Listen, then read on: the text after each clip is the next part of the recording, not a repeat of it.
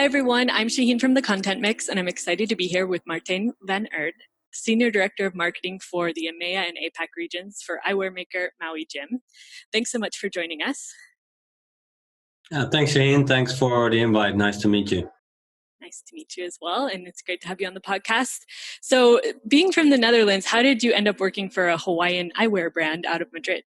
That was a bit of a journey, yeah. So a good chunk of my life, I worked more in logistics, transportation, in different countries for a couple of multinationals that eventually I ended up in Spain, and at some point working on the logistics of eyewear.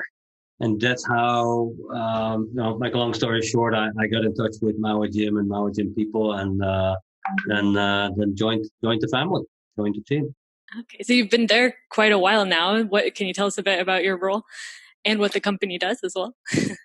Yeah, so we're an eyewear company. We're the people that do know us because of our sunglasses predominantly, even though we also now make ophthalmic products. So we're an eyewear company, and we're from Hawaii. So we're an American company, but we are multinational. So we have offices throughout the world. We sell in many countries, and I look after the marketing for them in Europe and APAC. I see. So what led you to live and work in so many different countries throughout your career? I somehow, from my mom tells me that pretty much from the moment I could walk and talk, I started talking about having to leave the country, and still don't really know why. I always wanted to live in different countries. So when I started looking for, let's say, more serious jobs, I on purpose, went to seek out a company that had an international presence and where sort of international moving like transitions and promotions would be possible and encouraged. So that's I sort of made it happen.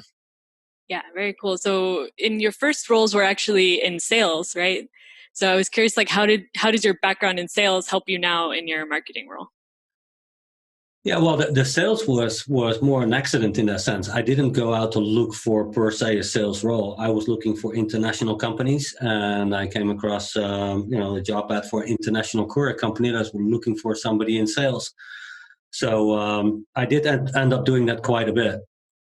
Even though studying marketing, but I didn't really work into pure marketing until many years later. So for the first years, it was sales from indoor sales, sales repping, sales management, and then more wider management roles, but always sort of around the commercial aspect of the business, generally speaking. Okay, and so was it like a natural transition to go from sales to marketing? I would think so, yes. As a matter of fact, back in the day, I think initially marketing hardly existed. That's how old I am. So marketing didn't really exist in companies. Then it was sort of the guy who made the brochures. And then I think a lot of multinationals for years and had this position of sales and marketing manager or the vice president of sales and marketing. So that was sort of hand in hand. And at some point that sort of split it off, right? So yeah, I think it's a very natural fit. And I think people in marketing should know about sales and vice versa. Marketing, of course, we support the sales organization in many companies, and knowing what they need, knowing what their clients need, knowing the struggles that they have, I feel is super important, because selling is typically a pretty tough job. Take the times we're living in now, very, very hard for somebody in sales to distinguish themselves from the competition. And I think marketing has a very important role to play there. So yeah, sales and marketing for me is always very close together. Yeah, absolutely. Yeah, I was curious if your experience, I guess, being on, I don't know in sales what you did, but traveling or being on the phone or dealing directly with customers, if that like influences your approach to marketing now. Yeah, that's a good question. Probably subconsciously, probably it does. It just starting by the first job I did, which I think was still one of the toughest was indoor telesales. So to actually make appointments, and it was actually for a product that nobody knew, for a company that not many people knew. That's really tough, to call decision makers in companies, trying to get through the filters of, switchboard secretary and so on, and then try to get an appointment for a colleague. And so in a way that has to do with marketing, yeah, but you have to start to be really conscious of what people say, what they need, what makes them tick, what can help them. So you really start maybe asking yourself the same questions that you now do in a more broader scale in marketing. So could you tell us a bit about the brand story of Maui Jim? What's the story behind the name? So it is actually from Maui, one of the Hawaiian islands. So that's where our company was born. We are still incorporated there. Our sunglasses still get designed there. Our products still get designed there. As I said, we started off with sunglasses on the islands, and it has grown from there. But we still keep the Hawaiian heritage very close. It's embedded in our brand DNA. Have you ever been to Hawaii yourself? No, actually, I haven't. Okay, well, I hope you On can my make it list. there one day. Many beautiful things to discover there. In this case, what I would highlight is what they call the Aloha spirit, which is actually part of law in Hawaii. It's a long story to explain what it is. You can certainly Google it, but a loose translation many people use is treat others like how you want to be treated yourself. And that really is sort of a red line throughout our company, even to things like repairs and customer service, where we try to treat people, whether it's our retailers, our direct clients, or indirectly consumers. But, treat them as we like to be treated ourselves. So not only make a very good product, but give excellent service all the way through. I guess that's kind of related to my next question is about how is the company being independently owned? How does that influence your approach to marketing and approach to business in general? Yeah, that's a good question. So I think maybe very different from what we learn in marketing school. I mean, I remember in marketing school, the case studies were typically pretty large scale. I vividly remember actually having I think a director or vice president of Heineken beer, teaching us. And obviously there was all like mega zillion budgets and, conquering continents with big TV campaigns. In a public company. If you move over to a private company, things can be very different. So it's a lot of fun, but it can also be tough because you don't have the same budget that a public company has, but you do have more freedom. You don't have so much red tape to go through. So I like the dynamics. The lines are really short.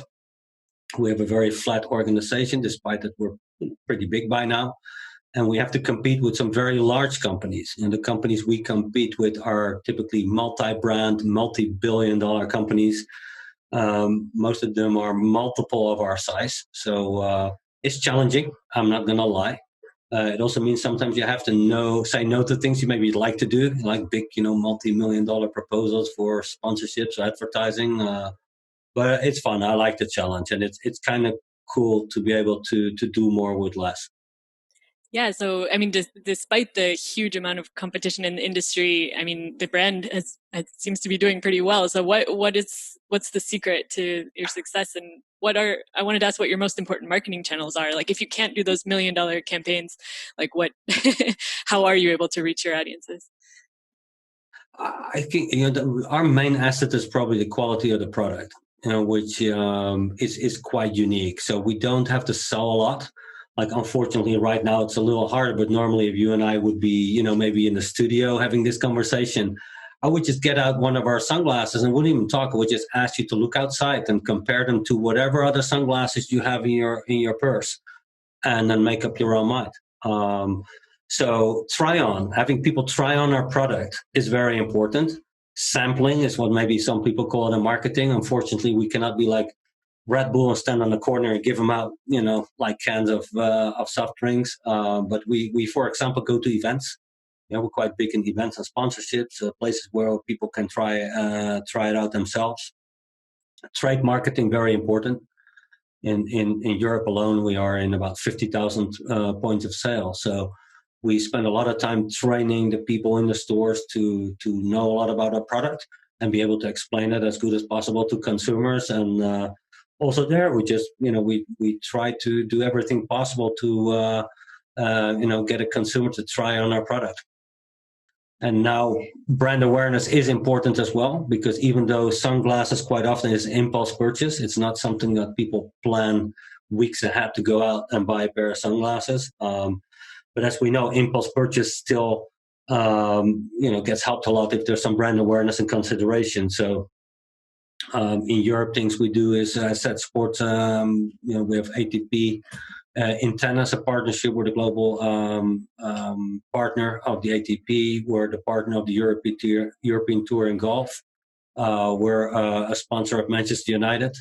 So instead of just doing pure advertising, we rather look for platforms where we can tell our story a little bit and have people sort of endorse it with at least some brief explanation or demonstration of what our product stands for. Yeah, that makes a lot of sense. So in your 14 years at Maui Jim, how have you seen, the marketing industry evolve, the sector evolve, and how has marketing changed within the company as well? A lot. I mean, I don't think almost nothing is the same. Yeah. Now, bear in mind, if you go back 14 years, the internet did exist, of course, and e-com, I think there were some things you could buy online, but most of us didn't. We probably were not even, well, maybe just about buying our tickets, airline tickets online, a lot of other stuff not. We didn't have an iPhone. Yeah, as a matter of fact, I'm not so sure. We didn't have a BlackBerry yet, I think. I think that came a little later. We sure didn't have Facebook or Instagram or TikTok or YouTube. Can you imagine? Yeah. Could you imagine marketing without that right now? It's hard to. Yeah. We didn't have Zoom. We didn't have Teams. We have a lot of these things we didn't have. So you'd almost think, how did we get by? Well, back then we printed stuff. We had very different tools, and the bottom line probably hasn't changed. We're still trying to achieve the same thing. It's just how we reach consumers and how we convey a story has changed 200%. Yeah. So how have you adapted to the digital marketing landscape, and also content marketing particularly? That's our focus at the Content Mix. So how does that play into your marketing mix?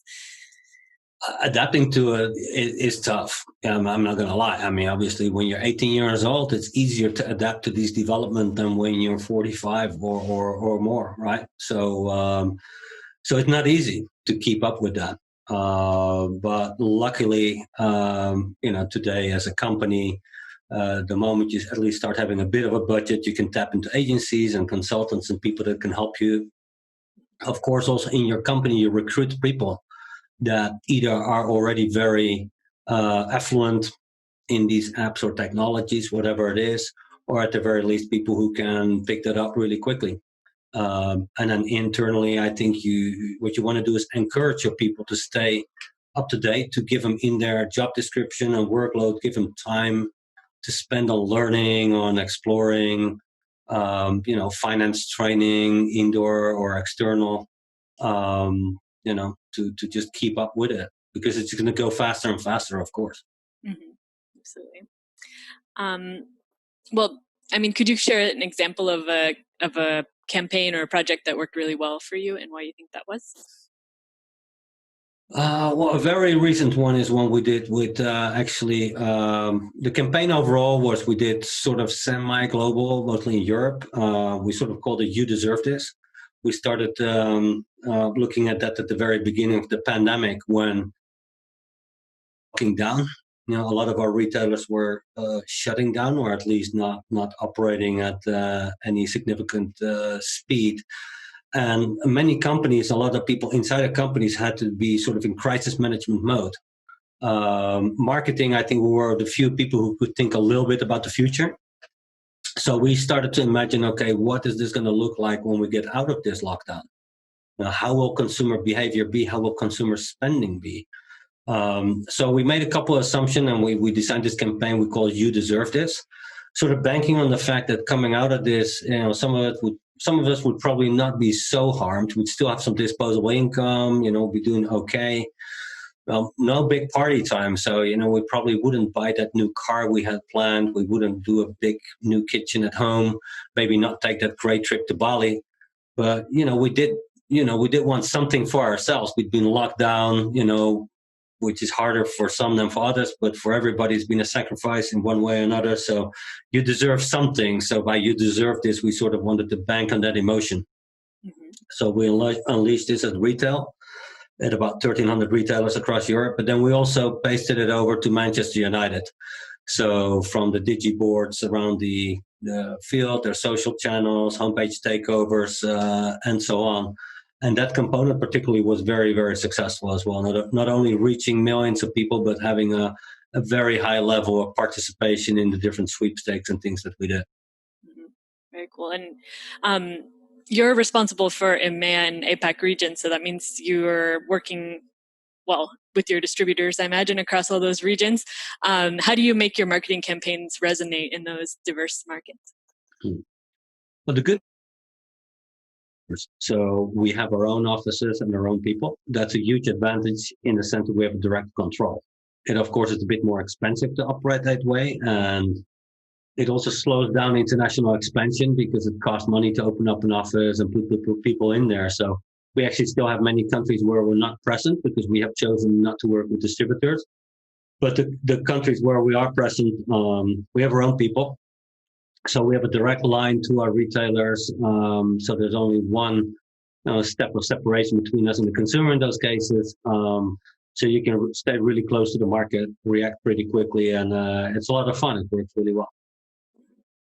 And do you like localize your campaigns to the different markets, and do you produce campaigns at the local level, or is it more like global?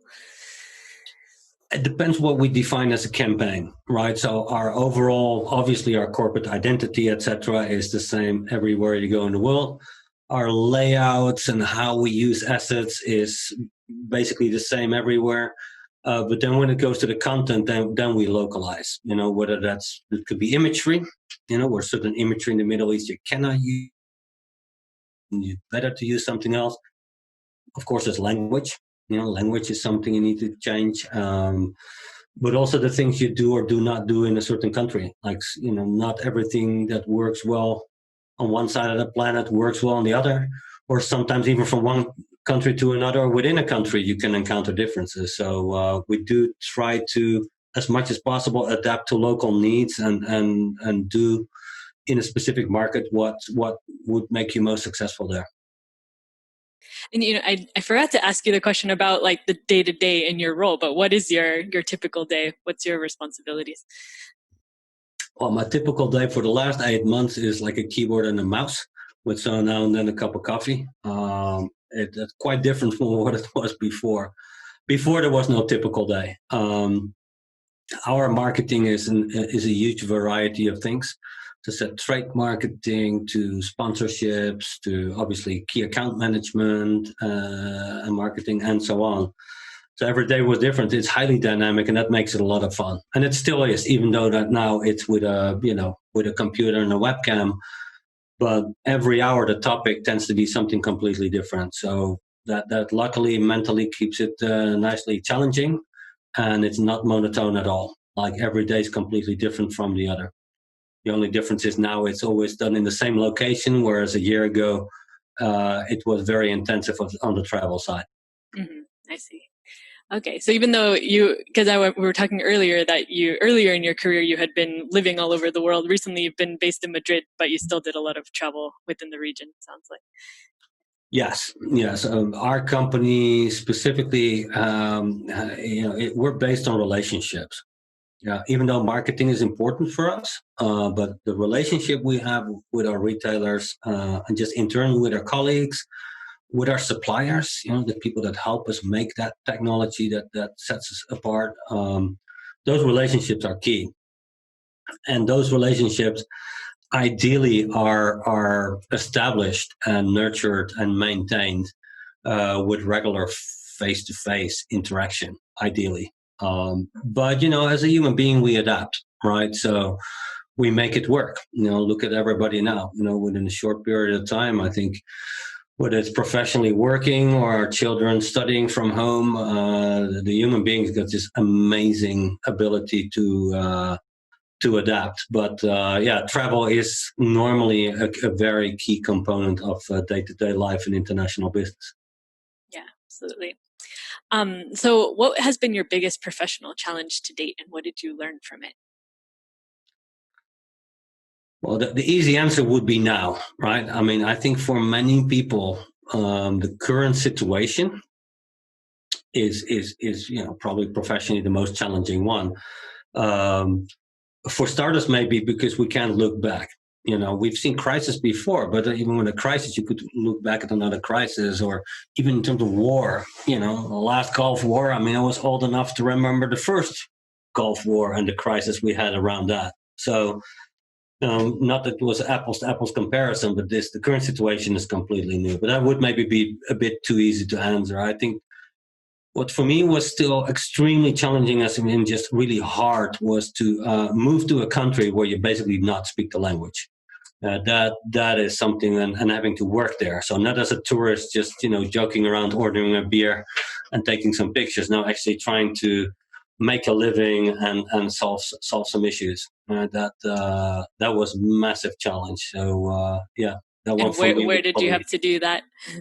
That was in Mexico. So I back then I basically did not speak Spanish, and I had to, I moved to Mexico, which was great, but we didn't have an office there. I didn't have a single colleague in the whole country, and yeah, it was interesting. I mean, it's one of these things where you look back and you're glad you did it. You're proud of what you achieved, and you cherish the experience that you learned there. But you wouldn't want to go necessarily go back to every day that you've lived there. Yeah. You figured it out on your own in the end. Yeah, you have to. That's again, as human beings, that it's amazing how we can adapt to difficult circumstances. And how has that experience, I guess, like, what's your takeaway from it? What have you learned from it? That's a good question. I mean, not like guru style, like here's a magical learning. It makes a lot of other things suddenly seem a lot easier. So you maybe become a bit more courageous, in terms of taking on a challenge, and not as easily will you say, "Oh, that ain't going to work," or "Phew, that's going to be a massive task," or "That's going to be really difficult." You're a bit more like, you know what, we just might be able to figure that one out and get, overcome that hurdle. Yeah, absolutely. Okay, so I'm going to go to the recommendations part of the interview. Yeah. So what's your favorite app at the moment?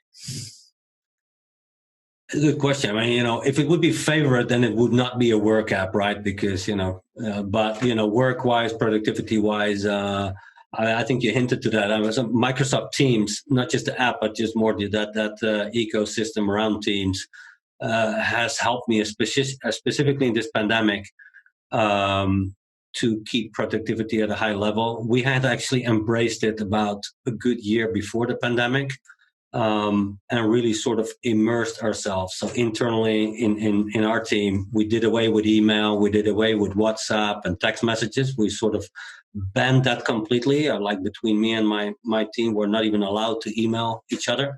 We only use Teams, and it worked remarkably well. And when the pandemic started, we were already like at least a year working with it. So for us, it was a blessing.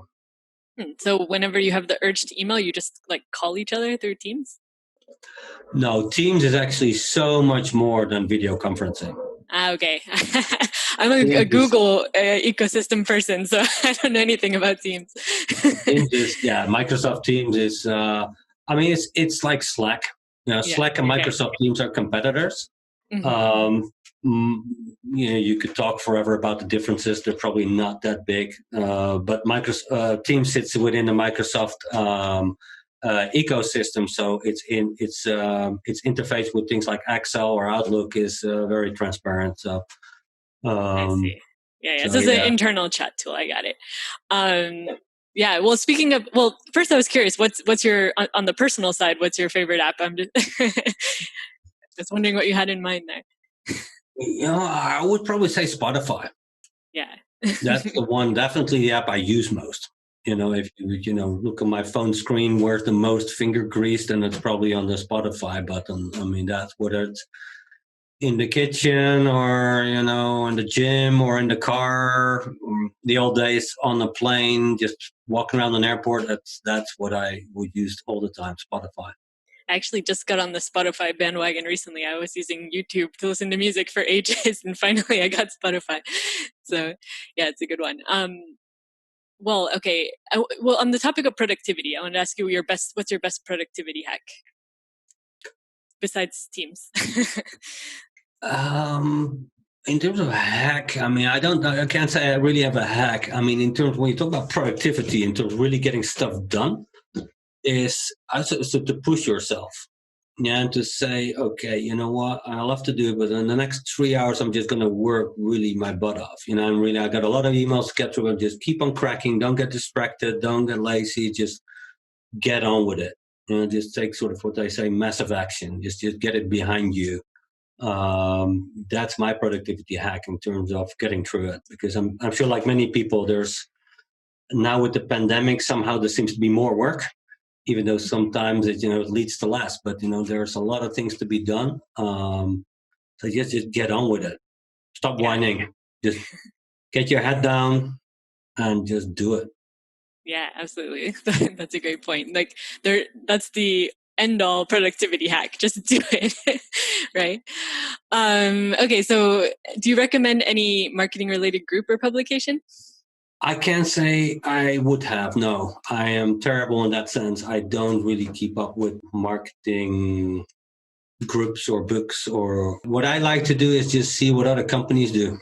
I really like things like consumer electronics and gadgets and things. So there's a firm called Engadget, which is really in tune with product launches. And so I really like to see how companies communicate, how they launch a product, how they, in just a couple lines of text, highlight their USPs or features and benefits, and get a message across. So instead of listening to other marketing people, quite often I just try to observe other companies and other marketeers, but more in a practical sense. Yeah, that makes a lot of sense. Yeah, my other question was about any learning resources or how you keep your skills up to date.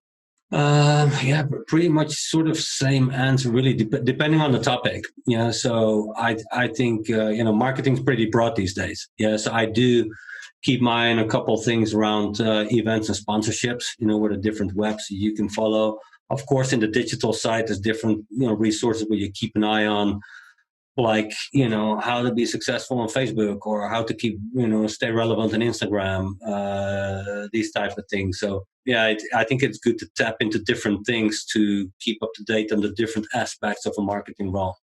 Yeah, absolutely. And there's so much content out there now, so it's great to hear recommendations from others. Yeah.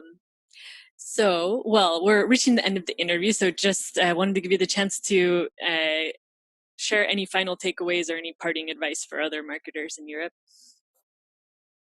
I mean, definitely no words of wisdom. Maybe words of encouragement. I mean, there's so much negative news, and just you and I were living in Madrid, right? So you know that if we open up a news site in the morning, you could get suicidal. But life in Madrid, for example, is pretty normal. This weekend I've been out to lunch, I've been out to dinner, had some drinks, I went shopping in different places, I went to the gym. I had a pretty normal life, and also by doing that, I kept a bit of the economy going, which is very important. So I would say I would recommend people do that, but also marketeers not to lose hope and just keep working on that future. Keep working on coming out of this lockdown, and if there's going to be a third wave, there'll be a third time coming out of a lockdown too, which is an opportunity. Yeah. But just keep going. Yeah, one day at a time, right? Exactly. Yeah, absolutely. Well, that's a great message. Well, thank you so much for being on the podcast today. Hey, thanks a lot for your time. Really appreciate it. All right. And thanks everybody for listening in. For more perspectives on the content marketing industry in Europe, check out thecontentmix.com and keep tuning into the podcast for daily interviews with content experts. See you next time. Bye-bye.